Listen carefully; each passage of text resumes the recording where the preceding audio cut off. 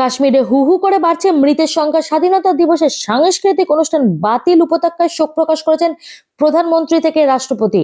কাশ্মীরে মেঘভাঙা বৃষ্টিতে মৃতের সংখ্যা হু হু করে বাড়ছে। ইতিমধ্যে 40 জনের মৃত্যু হয়েছে বলে সূত্রের খবর। অন্তত 200 জন এখনো পর্যন্ত নিখোঁজ। ভয়াবহ পরিস্থিতিতে উদ্বেগ প্রকাশ করেছেন রাষ্ট্রপতি দ্রৌপদী মুর্মু থেকে প্রধানমন্ত্রী নরেন্দ্র মোদী।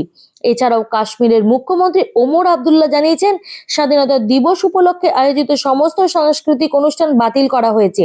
বৃহস্পতিবার মেঘভাঙা বৃষ্টির জেরে বিরাট দুর্যোগ কাশ্মীরের 64তে। মাছাইল মাতাযাত্রা শুরু হয় এই 64 থেকে।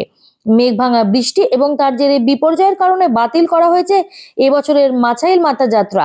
কতখানি ক্ষয়ক্ষতি হয়েছে বা প্রাকৃতিক বিপর্যয়ে কতজনের মৃত্যু হয়েছে সেই নিয়ে সরকারিভাবে কিছু জানানো হয়নি। অসমর্থিত সূত্রের খবর, ইতিমধ্যে 40 জনের মৃত্যু হয়েছে।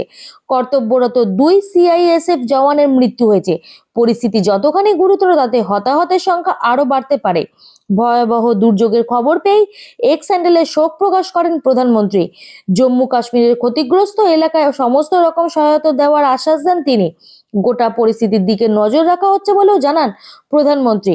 পাশাপাশি এক্স হ্যান্ডেলে রাষ্ট্রপতি লেখেন, শোকাহত পরিবারগুলির জন্য আমার সমবেদনা জানাই। উদ্ধার কাজ যেন সফলভাবে চলতে পারে এই প্রার্থনাই করি।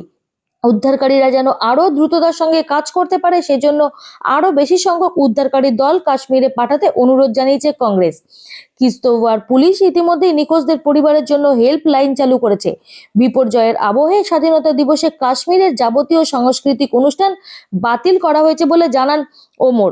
তবে ভাষণ এবং কুচকাওয়াজ হবে নিয়ম মাফিক। শেষ পাওয়া খবর অনুযায়ী 120 জনকে উদ্ধার করা গিয়েছে, তবে 200 জনেরও বেশি মানুষ এখনো পর্যন্ত নিখোঁজ।